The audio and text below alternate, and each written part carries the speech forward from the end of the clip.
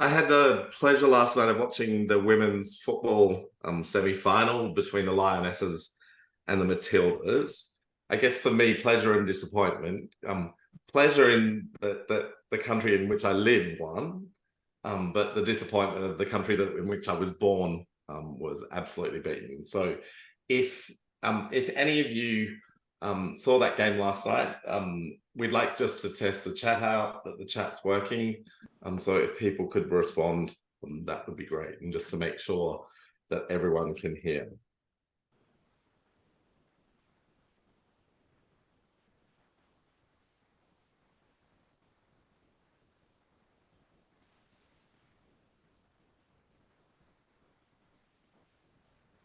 Excellent.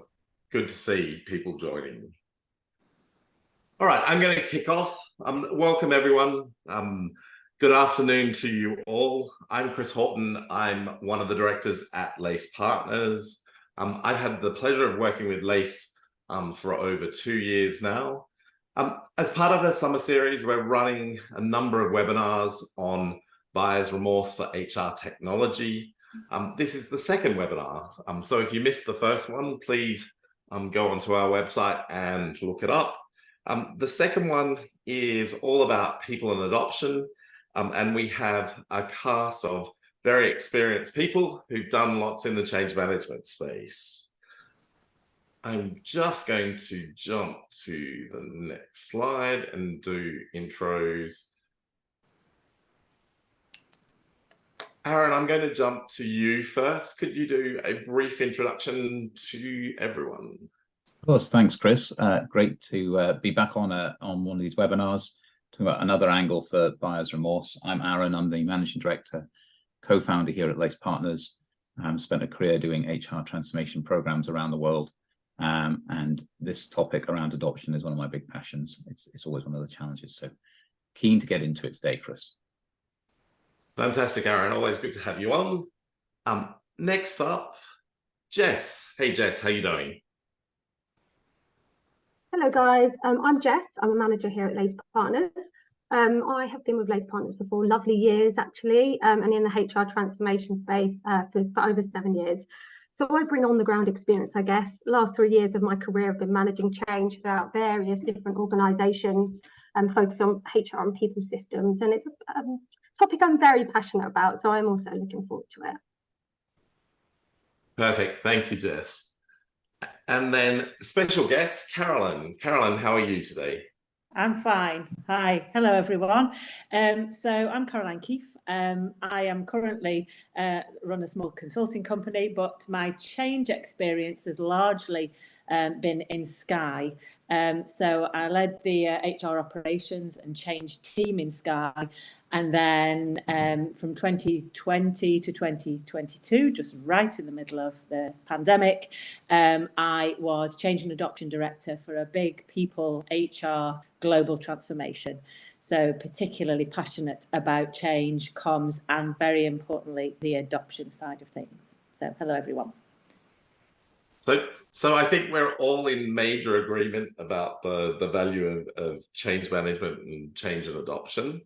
I'm going to jump into the questions, and I would love to start the first question with Aaron. So Aaron, how often in your experience is buyer's remorse created by poor change and adoption? It's a great question, Chris, because I think we talked a little bit in the first webinar about various reasons for buyer's remorse and how that can come about. And I think a lot of it was around, if you boil it down, I think, into expectation management. And I think you can argue that a lot of that is to do with adoption.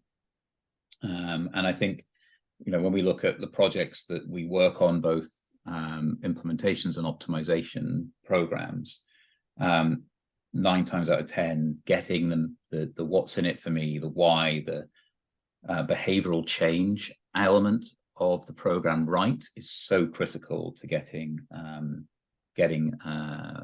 over buyer's remorse and avoiding buyer's remorse. So for me, I think almost 90% plus of projects that we end up working with would say that adoption is one of the key reasons why people have buyer's remorse. Quite often, interestingly, it presents as the system isn't right and system's not working. But when you get under the covers, it's quite often to do with the fact that people either don't know what they're supposed to do, or haven't changed their original behaviors and adopted it, or it's not being led in the right way. There's a whole raft of reasons, but very much along those lines. So yeah, high correlation between the two things. So absolutely fundamental. Jess, I'd love to go to you with the same question. So how often in your experience is buyer's remorse created by poor change and adoption? Kind of echoing what Aaron says. In my experience, I've often seen the change resource within projects underinvested or maybe not brought in at the start. I think that's really important. You know, all of the elements are so important within an implementation, but change should be at the heart of it. And we're not even just talking about change from a change management point of view, but your data lead, your process lead. If you are talking to the business, everyone should have a change mindset, know the key messaging, etc. And that is sometimes missed. And as Aaron said, it's not just about comms and training, it's about behaviours, and that's always the key thing for me, understanding which behaviour is going to change at the start of the organisation, start the implementation, and managing that throughout the implementation life cycle. I do have a good example here, actually. So from everything I just said. So one of my first Workday implementations, I wasn't actually in change at the time, I was in a PMO role. We were implementing Workday and there was 0.5 resource for change, along with, they were also doing project management. So this just focused on comms and training. So it's severely under-resourced compared to the other work streams.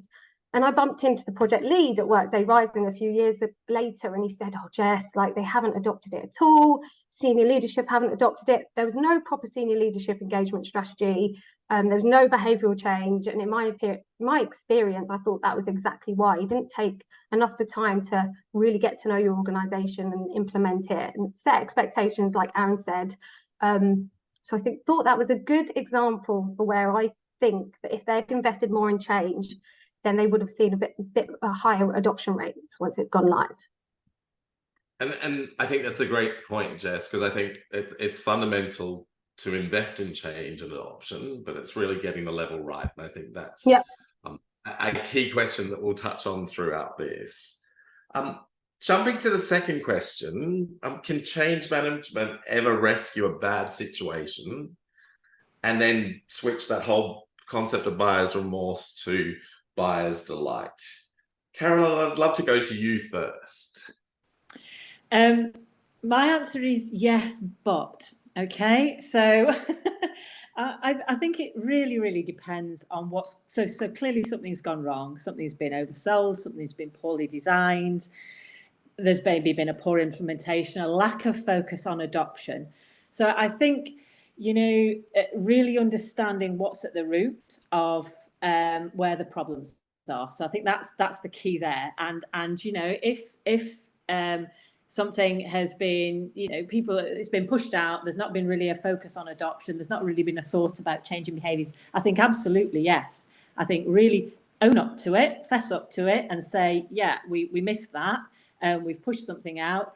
I know in my experience at Sky, hopefully nobody's from Sky here, but there have been technologies, HR and otherwise, pushed out, this is great, off you go and use it. Now, and people are confused. They don't know why, what, you know, how they're supposed to do things. So I think understanding that and then taking a step back and then being really clear about this is what we want you to do and this is where you can go and get some information. This is where you can go and get some support. I think, yeah, definitely you can. If the reason is something like a poor design, a mismatch of expectations, again, bit of openness and honesty, and then taking a step back and being prepared to say, actually, let's kind of do a bit of a phase 2, listen to some of the concerns and move forward again, but keep going. So, yeah. Thanks, Caroline. Can I encourage everyone throughout the session to type in any of your questions? We're more than happy to take those questions and respond to them. If it makes sense, we'll do it throughout. If it's a question that's relevant, but maybe to a later stage, we'll make sure that we pick those up prior to the end of the session. So actively encourage you to type in your questions. Aaron, can I get you to answer the same question, please, and add to Caroline's? Of course, build on Caroline's point, because I think that the start of Yes But is a great way to start it, Caroline. I think it depends on your starting point, but I always think, and I would say this because I've spent my career in HR transformation, I think HR transformation programs have some of the biggest change challenges you can have, right? I mean, as a process, we touch every person in the organization, from exec down to the people on the workforce, and I think therefore, a one-size-fits-all underfunded approach to change is never going to be successful. And I think realizing that and realizing to invest in it is really important. And I think if you do spend the time investing and recognizing that there are different personas to address, different people to support with different messaging, that's a key element. So I think it can really help with that. But I think if you're going to use it to rescue, if you're going to say change needs to rescue, then I think, you've also got to lean into that leadership discussion, right? There is this point, I think, Jess's example was great, right? If you don't have the leadership stakeholders bought in, really leading from the front on this, as to say why it's important to the business, then, that's a real uphill battle to try and get across. And I think, as Caroline was saying, there are lots of examples of products being launched into the business without that reason why. And I think with HR in particular, quite a few of those processes can feel like people are doing HR's work if you don't take the time to message it in the right way. And so I think it is something that can change it to buyer's delight, Chris. I think it can, if it's applied carefully with thought and purpose around different personas, different messages, and really focused on that why, and not led necessarily by the function, but led by the business. And all of that takes energy and effort to do. Fantastic. Thank you, Aaron. So our next question, what can be done up front before anything is purchased to put yourself in the best position? Jess, can I get you to answer that one? All of those things that Aaron just said, do it at the start. So you need your change resource in at the start. I think that's key. It doesn't need to be full-time. I think sometimes people think it's not a full-time job yet. We're not engaging with the business. We don't need like a change resource in from the start, but you do. So what I usually like to do when I first get in, and this is even before you've got the money signed off at times, right? Get all your key stakeholders in the room. Why? How is it going to enable you to meet your strategic objectives? That key messaging is great for the board when you go to get your money. Who are your key stakeholders? Who are your key personas? If they're moving on to employee self-service, how is that going to benefit them? And having that already up front before you go into anything will set you up for success. And I usually call it like an ambition workshop. Get all your key stakeholders in the room and just agree on that. And that also will provide all of the foundation for any sort of comms and engagement throughout. So I'm doing it on a client at the moment. I put one of those decks together and we're just cascading it all throughout the organization to different parts of HR at the moment. So we're engaging with HR and then we'll go on to the business.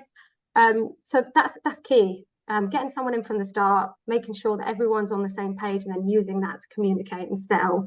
But to Aaron's point, don't just do one size fits all. Really think about those key stakeholders from the start and how it's going to benefit them. And then you've got your comms ready.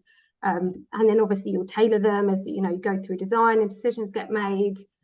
Another thing is lessons learned.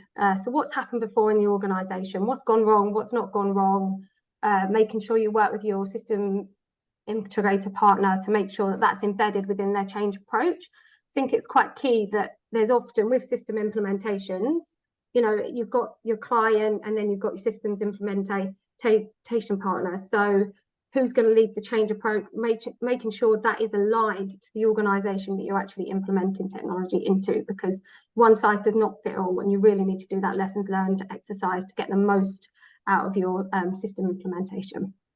So those are my 3 key points really. Figure out your why, get all your ambition statements and packs ready, make sure you know your, and also get all your key stakeholders and your key senior stakeholders on side So one of my clients I worked with, I did a one-to-one with all of the country CEOs, got them bought into it. How is it going to benefit their organization? And then they actually, because we had such a good relationship with them, they used to join our calls and say thank you to everybody who was really inputting into the design, testing, etc. And they also cascaded a lot of information to us. So yeah, I've got some decent points there, I think, but I'd say figure out your why, understand your stakeholders, senior leadership buy-in, and then lessons learned. Perfect. And then Carolyn, to add to Jess's point, please. Yes, agree. All of that, definitely. And I think as well, being really clear about your principles with all stakeholders. So what are your must-haves? What are the things that you are not going to bend on? You know, if you're getting something out of the box and you're going vanilla, then that, you know, being really clear about what that looks like, you know, and if you are going to sort of have a bit of give and take on some areas, where are they? But being as being as clear and as upfront as possible. And I see there is a question in the chat about HR tech, business or HR. In my experience, spending time with your own people function upfront, bringing them in early on and really working very, very closely with them, because they can be your advocates out there and your early adopters and your supporters, but they can, in my experience, also cause some problems if they don't feel included, they don't feel involved in that very first day. So treat them like your most important stakeholder, I would say as well. Thank you, Carolyn, for answering Andrew's question, and thank you, Andrew, for being the first person to ask a question. Again, I would actively encourage people to keep giving us keep giving us questions, because as is being suggested in the chat, we're more than happy to answer your different questions. I had a quick follow-on, which was around change fatigue. So you often get different organizations that have, you know, significant programs of change. So we're focusing very much around HR tech, HR transformation, but, you know, often finance, supply chain, different parts of the business are introducing new business models or different components of things that are necessary. Have you come across change fatigue and different things? I'm going to go to Aaron first on that one to give an answer. Yeah, no, I do think it's a major consideration, and it's one thing that you've got to think through, is just how much change has been impacting into the business and the sequence. Certainly, it has a detrimental effect on people's ability to commit, contribute, if they're feeling that, you know, this is what another change. I think also change fatigue can come from the feeling that there's lots of change going on and not necessarily that it's landing well. I think that can amplify that change fatigue, and therefore, you know, getting to Jess's point about lessons learned, right? Understand why that might be happening. Why are people feeling fatigued about the change? Because if it's done well, quite often it should be an energizing effect after the fact. And if they're feeling it fatigued, it's probably because it's not quite landing in the right way, and there's lessons to learn from it as well. We've got another question that has come through from Tom. Tom, thank you for your question. The question's asking, do you find there's a general approach that varies depending on the specific system, or is it fairly standardized? So whatever the system, the HR tech that we're implementing, do we think that there's a general approach that applies, or does it vary depending on the system? Caroline, do you want to take that one? I think with many programs, go live dates get pushed back, and people have often built up to a go live. It's very busy. There's lots and lots of energy, and there is often just physical fatigue. And then, you know, so many weeks or whatever before the date gets pushed back. I think it's about recognizing that. It's about recognizing it, how it feels in the business, and it's about recognizing it, how it feels for people in the change team, and taking a moment and taking some time out to acknowledge that. And certainly, you know, the program that I worked on did have some delays, And we did need to take time to have some sort of round table sort of sessions talking about how people were feeling, what they needed right now, you know, what were their business stakeholders saying, how can we help them to help the business. So I think it's important to take time out and just acknowledge that, recognise it, and do something about it, because people can't keep going and keep going and keep going. And I think with the programme as well, just again, lots and lots of communication, letting people know and the reasons why. People put, you know, review dates and push things back, or because of very good reasons. And I think being open and honest about that is really key. And Aaron, you and I have seen many implementations, whether it's Workday, SuccessFactors, Oracle, Ceridian, you name the different HR tech. In your view, does the change approach differ because of the system, or is it more around the organization and the company itself? Yeah, I do. There's a great lead in there, Chris. I think the approach varies more to do with the groups you're impacting, and the type of culture in the organization, the other things that are going on, more than the system itself. That said, you know, if you're implementing a system that is, say, you know, an element of learning, for example, a digital learning element, that has a much narrower impact potentially across the business. But also, I think sometimes it's to do with what the problem is that system is solving, right? That also has a change. So, you know, a wholesale system replacement, there are elements of it that aren't that exciting, quite frankly, to everybody in the business, and you really therefore need to measure on why, and sort of, so you're turning the dial up on that element, where there are other elements of systems that you'd be putting live that can be quite exciting to people, right? Or actually quite meaningful, like things like, if you've never done electronic pay slips before and you're putting out electronic pay slips and pay in that sort of way, adoption is quite easy. People want to know what they're paid, right? So there are some elements to it that relate to the functionality that does mean that you either dial up or dial down that approach that you're doing. But all the things we talked about, personas, starting early, lessons learned, all that stuff, that all still holds true. You just need to turn them up or down slightly depending on that functionality, I think. Okay, let's jump back to the questions, and we are up to question 4. So what are the biggest challenges with engagement and adoption from employees, line managers, and execs when trying to implement HR tech?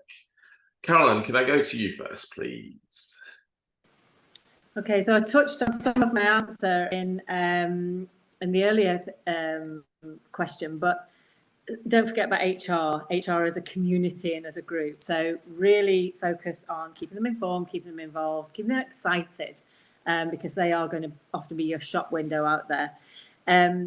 But put in place things that are going to be recognised and resonate with your organisation. One of the big successes that worked for us in really driving adoption was standing up a change network. So getting a change network, it doesn't have to be huge, but it needs to be representative of your employees, of your managers, of the different parts and functions in your organisation. So get people involved in your change and adoption team, get them excited, get them inputting into some of your change and adoption tools that you're going to be using to communicate and engage and drive adoption. So I would always be an advocate of a change network, a sort of group of people. Get them stood up early, get them involved, and keep them stood up after, because the big part of adoption obviously happens after go live. You know, in HR changes, often in HR technology, often the processes that people start to touch, they don't touch them on go live day or a week after. They touch them a long time after. So keep your focus on adoption, but keep your change network as well, your focus group close. Clearly, obviously, have a great adoption scorecards. Look at the things that are working, look at the things that aren't working, and be really open about that and act upon it. So don't just say, we've done it, everybody knows what they're doing, off you go. You know, keep the focus on and keep talking about it, is what's I would say, because one of the biggest challenges is, yeah, everybody goes in on day one, has a view, and that view is then often fixed. So you can't then walk away and say we did it. So yeah, that would be my focus. And I know in my experience, I've seen change networks be incredibly powerful and also give that sort of local representation that I think is always fundamental. Yeah. Aaron, can I get you to answer the same question, please?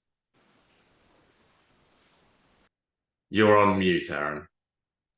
Wow, that's a beginner's mistake. There you go. Oh, good. Oh, good. Thought I had it there. All right. So I was going to say I'll come at it slightly differently, I think, and just not to say disagree with Caroline at all. I fully agree. I think this is when I think about the different personas that you're influencing. When we touched on this right at the start, right? HR systems impact a lot of different people, and often HR tech can feel like it is, glorified form filling at times, unfortunately. But it also can feel like the end user is doing the work of HR. So these are all elements you need to get across. And I think sometimes one of the biggest challenges is thinking about those groups as one big group, because they're not, right? They're all very different. Some are impacted far more than others. So I think, one constant that is true, and I think Caroline and Jess would probably agree with this, one constant that's true on all these projects is that the change budget is never big enough, right? So you've got to be smart about where you spend it. So we often talk about, take your 80% of your budget and spend it on the 20% of people that really make a difference to this landing well. And I think quite often that's the challenge in this, when you're engaging those groups, is that you engage everybody and you try and communicate to everyone equally. And quite frankly, when you're trying to land this well, I think you've got to recognize that some people have greater influence than others. Some people are impacted more than others, and therefore targeting that change element is probably the thing I'd say is the most, for me, the most powerful learning over the years on this space. And that point we talked about a little bit about influencers earlier, and networks and all those things. Sometimes influencers aren't the people you think they're going to be, right? They're not necessarily the managers, they're not necessarily the exec. Sometimes they're the person that everyone wants to sit next to in the canteen, right? Sometimes they're the person that everyone respects because of the job that they do, right? And it's finding those individuals and really bringing them into the fold, getting them into the message and helping them understand why this is important, because they have that halo effect of influence with others. So I think, again, just challenge yourself on who are the influencers that make that real impact, and target your spend the way you can get the most bang for your buck. So we've had a lot more questions come in. So I'm going to jump to one of those questions. From an anonymous attendee, we've got a question: how would you manage go live dates that have changed a number of times? Linked in with fatigue, but beforehand. So, Jess, have you seen a situation where you've had to communicate and manage changes to go live dates and your experiences with that? Yes, I think, let's be honest, it does happen. It's happened a few times in my experience as well of managing change, but I think it's just about being transparent, as is the whole messaging throughout change. I think people really value transparency. Why? How is it going to benefit them by pushing it out? Sometimes it's because of, we've spoken about change fatigue. Sometimes it's because there's been too much change and there's been so much resistance that employees have a lot of change fatigue that it actually benefit them to go live 6 months later. Sometimes, obviously, it's more internal project issues, but you really need to think about how it's going to benefit the business and communicate that. But I also like, with comms approaches and engagement approaches, to provide a two-way feedback type of opportunity. So don't just, comms shouldn't just be about emailing out. Have a drop-in session, get people to ask questions, people that know what's actually happened, and then be transparent on those drop-in sessions, and then make sure that it's kind of consistently replicated across the organization. So I think the key is really transparency, and then figuring out how it's going to benefit them as well. There's another question from Andrew. which is looking at the rollout of beta versions of systems before they're truly ready, and it's becoming quite commonplace these days. Aaron, do you want to answer that one? Do we think this is a good thing to flush out problems? Yeah, no, it's a great question. Thanks, Andy, for that. I guess my overall view is always it's a good thing to do a pilot in that way. I think it's better to know what you're going to be impacted by than not. And if you can have a chance to test it, then do so. I think to your point about damaging confidence in the question, if it goes wrong, does it damage confidence? I think that's about selecting the right group. You want to select a group that you feel will be supportive and go in with eyes open that they are the first group to be tested with. And therefore will be honest and open with the feedback, but also at the same time recognize and have their expectations managed around it. So always for me, it's a positive, I think, to know as much as you can before you hit as many people as you do. So again, lots more questions coming through. I would actively encourage anyone who has a question, please share your question and we will get to it throughout the rest of the session. Okay, I'm going to jump to our next question.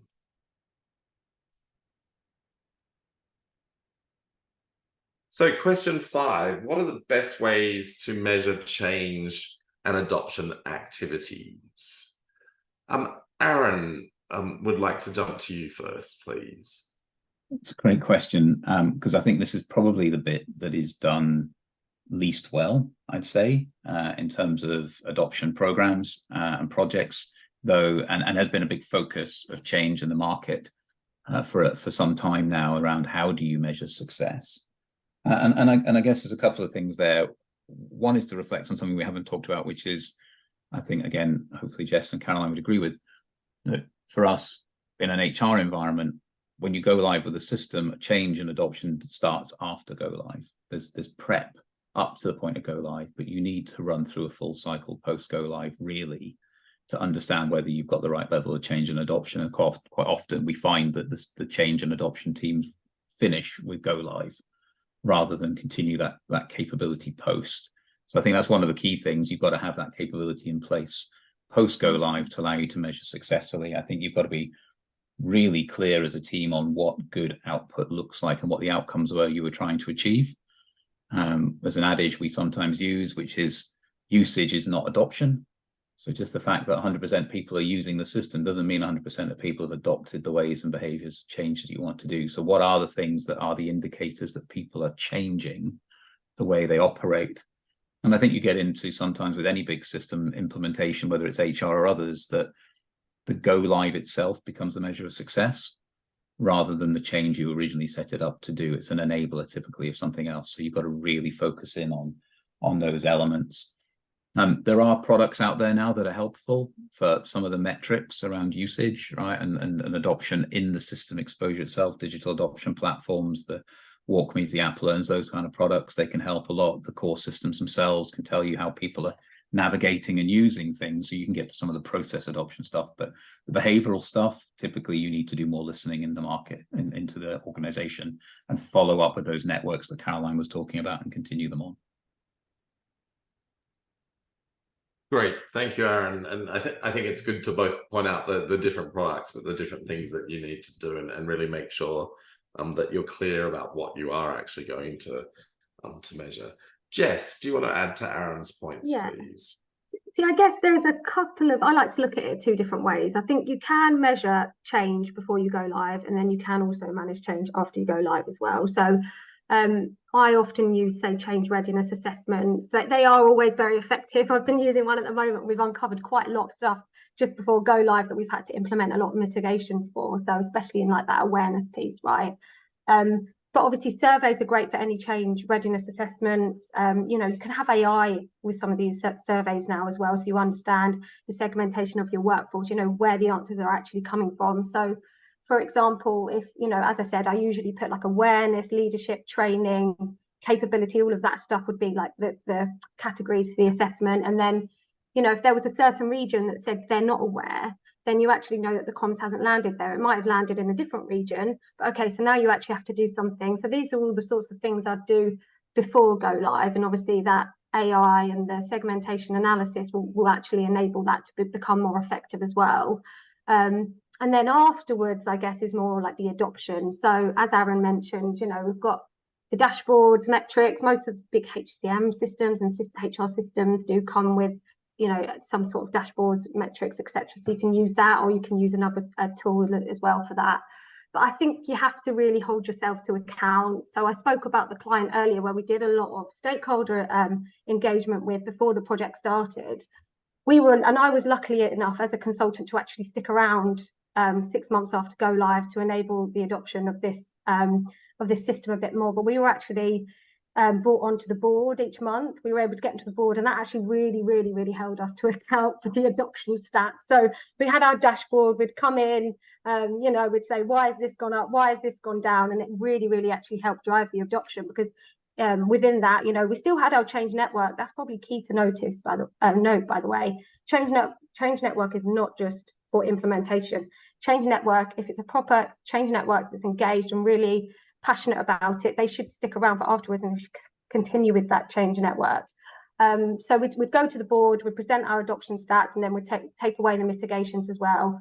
But I think also I just wanted to note that it's really important to talk to people. You know, let's not, you shouldn't just, you can send out a survey, but if you can, especially once the system is live, go out and visit some people actually using the system. What are you finding?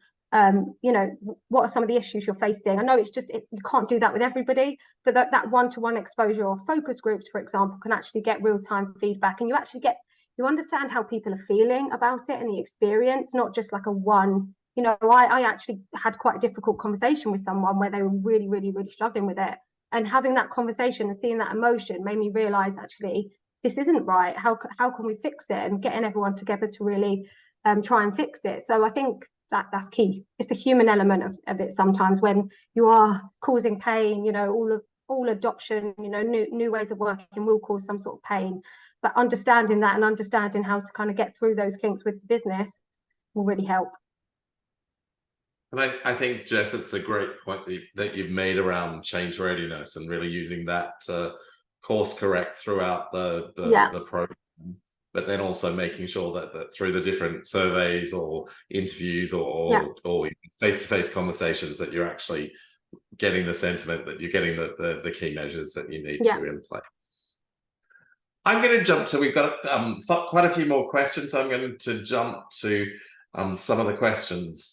Sophie has sent through a question basically asking whether there is different degrees of success of change and adoption in different industries.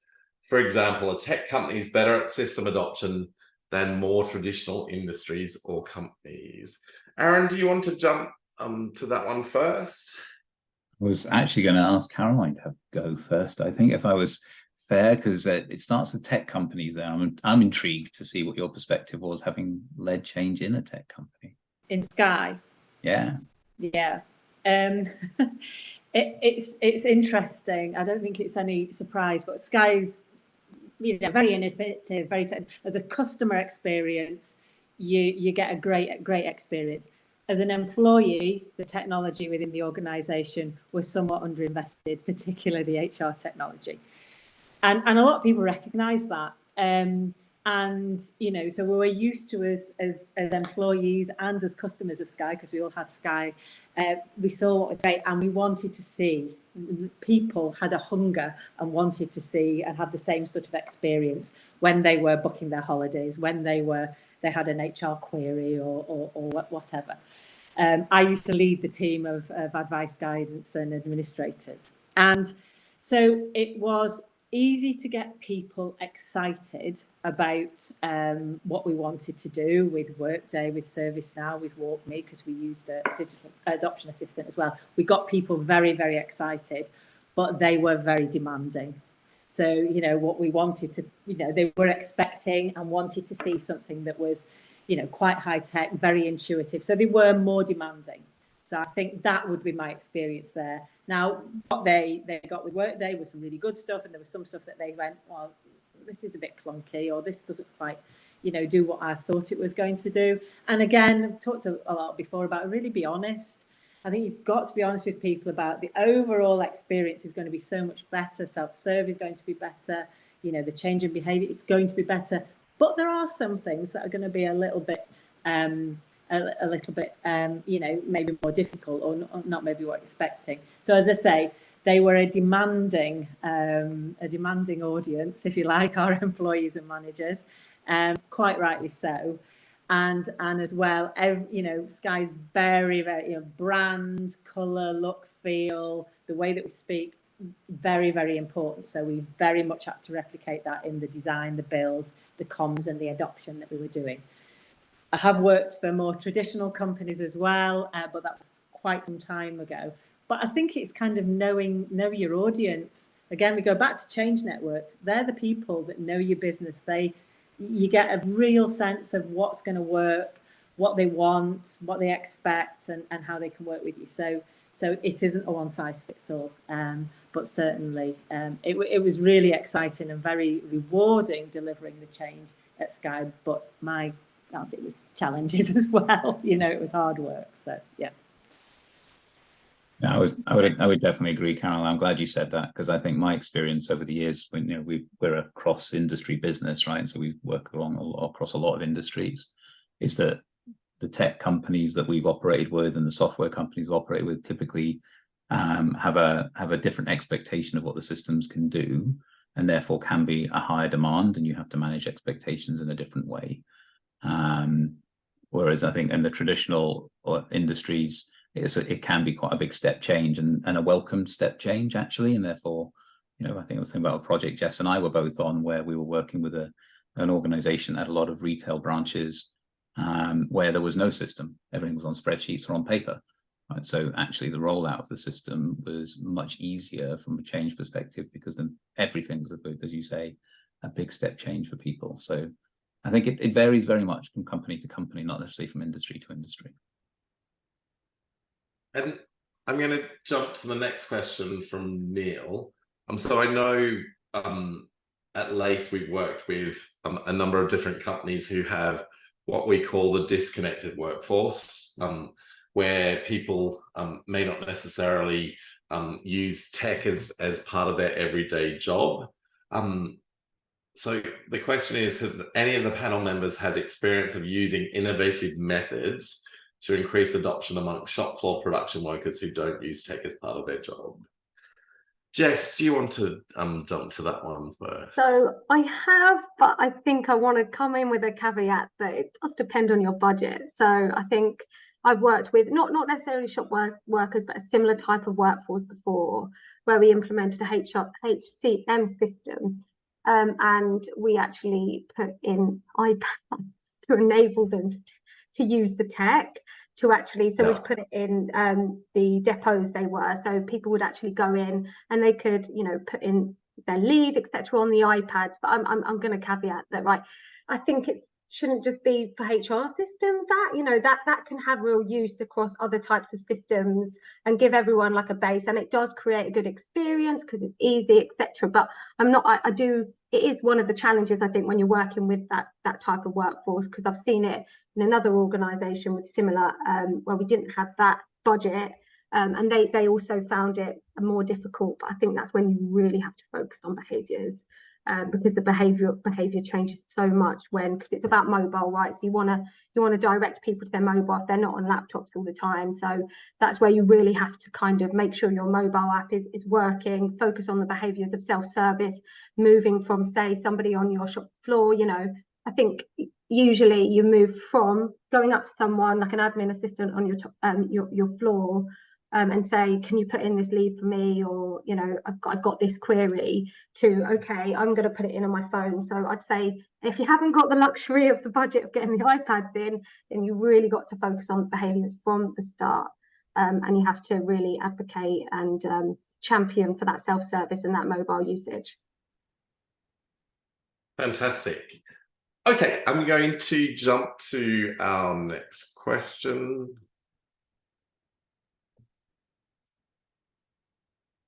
So to each of you, what are the key takeaways that you would leave people to make things stick and get strong adoption of the new HR tech? I'm going to go to Carolyn first, please. Start early, start as early as you can, invest in adoption.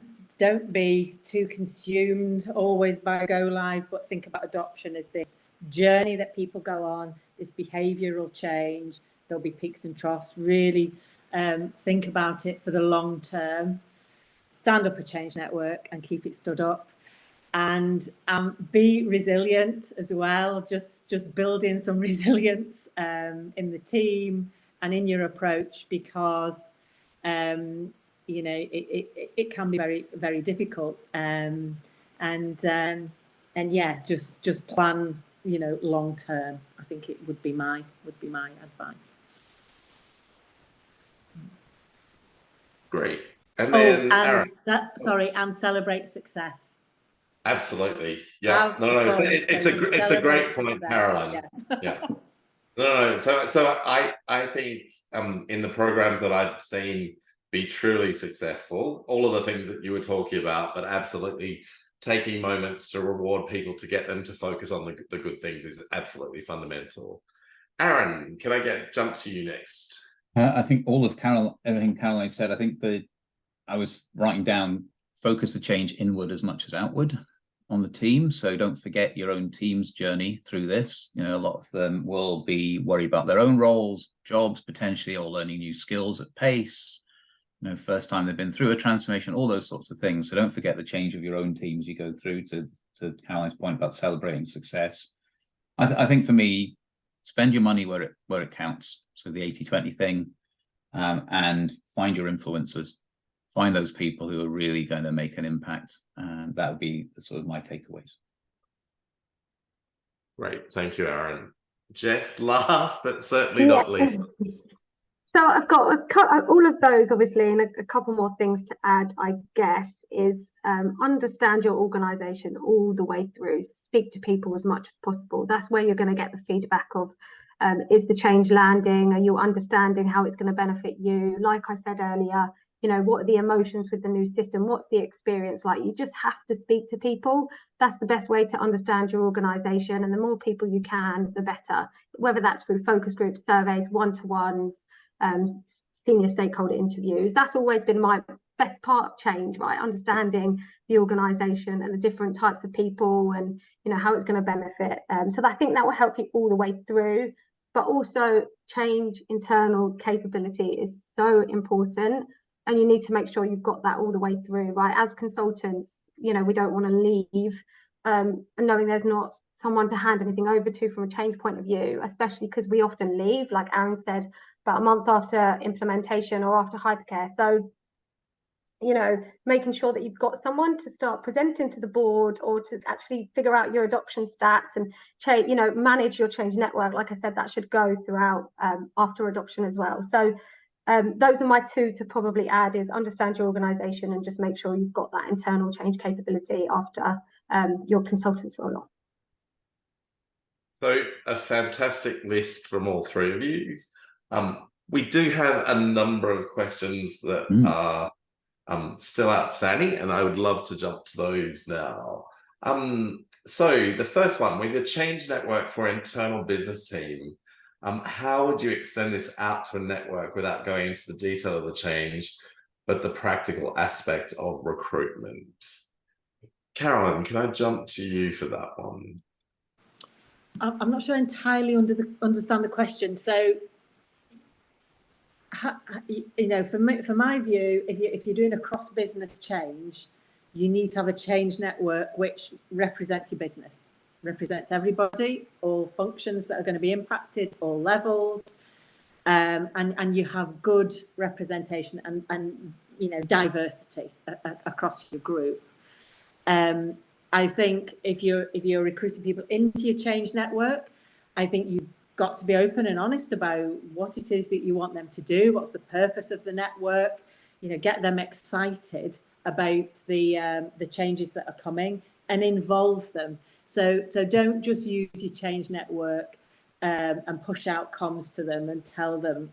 Involve them if you can in some of the design, in some of the you know, building of some of the comms and adoption materials, get them involved in testing, get them involved in right the way throughout. So when you go live and beyond, they're your champions out there in the business. They're the ones with the extra knowledge. They're the ones that have been through some of the bumps, and they're the ones that will be your honest advocates out there. So, and that's my view with regard to change networks. Perfect. Let's jump to the next one. So buyer's remorse is the topic of these different webinars. So Tom has asked a question. Can you talk about your experience of this in terms of who the buyer is with HR systems and not just the users? And is the buying persona and the user persona, is there a different remorse? Is it the remorse to do with the budget holder or the actual operational users? Aaron, do you want to take that one? Yeah, no, definitely, and it's a great call by Tom on the question. I think buyer's remorse, often we hear buyer's remorse 18 months later, not necessarily from the users. There might be an adoption issue with the users, but the buyer's remorse could quite often come from the board or the sponsoring exec feeling that they're not getting the value. And we touched on it a little bit earlier, right? There's a tendency on a big program to focus on go live as the goal and forget the reason why. And I think, Jess talked quite a lot about, presenting back to the board and those communications and etc. And I think you've got to come back to, why are we doing this as a business? Why are we investing in a big system? It's not just to get a system live 9 times out of 10. It's normally to produce some level of insight to make some form of business decision. And so you can't lose sight of that through the change journey. You've got to keep coming back to it. And so I think it's right. There is different remorses for different personas. And don't lose sight in the focus on operational users of the real buyers who've sponsoring the system build and why they're doing it and the outcome they're trying to achieve. Thanks, Aaron. The next question is from Alan, and I think it's an interesting one. So we've talked about not just focusing on throughout the life of the change, but post go live of the change. So his question is, do you suggest or plan longer term milestones to review success with customers? Jess, do you want to take that one? Yeah, I guess from a consultancy point of view, maybe when we've rolled off, that probably would, if that's what we mean, that will probably better from Aaron, because I know you often go in and we'll have the conversations with them. I don't think I've ever been involved in the process where I'd go and speak to the buyer after, say, 6 months after. Yeah, and I think I would definitely recommend doing the sort of review of the business case. It's quite interesting how few clients that we speak to have actually followed up on their business case post go live. I think and then followed through to make sure. But I do think that point about setting KPIs and objectives and measures of success post go live are very important, and then that allows you to go back and revisit the business case. One thing we haven't actually spoken about is benefits, tracking benefits throughout, and benefits realization. And I think that's really key. Sometimes it actually sits with project management, and sometimes it can sit on the change management side. I've seen it happen both cases, and usually it's a bit of both, right? The change management feed into the overall project management to report on it. But I think it's really key to kind of start to track that as soon as you go live, / also kind of assessing it. You need a benefits realization approach before you go live, so you can implement it and start to review that and then your adoption stats will obviously feed into that. But I do think your benefits realization is really, really key. You need someone to kind of continue that, just like we've spoken about when consultants go. Make sure someone is actually measuring your benefits, and if you're realizing them as soon as you go live. I think, sorry to jump in as well. I think what we saw as well with the programme is that some of our senior stakeholders would say at a steerco or whatever after, oh, such and such a thing isn't working, this hasn't been great, and yeah, maybe something is a little bit needing some work on. But if you've got some good stats that show the overall programme, yes, this particular process and these 10 people have not had a great experience, but the 2,000 people that have accessed and done this, they're now self-serving quite comfortably. So, you do sometimes get some loud voices that, you know, are saying things that make things sound not so great. But if you have got good scorecards, you've got good KPIs, you can say, yes, we know, and we're working on that. But actually, you know, there's so much success over here. So let's, you know, I've been in that situation where there was a Yeah. lot of talk and we had to come in and kind of rectify it, but it was only a few people, but yeah, it was important people. So I think that's a good point. That can kind of save you from those situations. So we're getting towards the end of our time, and I want to say a big thank you to everyone who has given us a question. I think there's a handful of questions that are still open, but we will we'll answer those post the webinar. Let me jump back to the slide presentation because we've got a few pieces of information that I would love to share with you. Okay, so the first is thank you very much to everyone. And if you would like to register, we have 2 more webinars in this series. So webinar 3 and webinar 4. The next one is really looking at how you can maximize your return on investment for HR tech. Please use the QR code, and I'm going slow in talking for a long time over this because we know how long it takes for people to actually photograph QR codes. Please register using that QR code. If you want to reach out and get in contact with Lace Partners, the details are on the screen as we speak. I would like to say a massive thank you to Caroline. It's been a pleasure talking to you today. Thank you so much for joining us. Aaron, as always, good to chat. Jess, thank you so much for your participation today. A massive thank you to everyone wherever you are. We appreciate you being involved in the webinar. Thank you to everyone who has asked questions. We will send out recordings of the webinar to you all after this, and we'll also answer any of the other questions that we haven't had time to get to. So a massive thank you to everyone. Enjoy your Thursday or whenever you're listening to this webinar. Thank you very much. Thanks, Chris.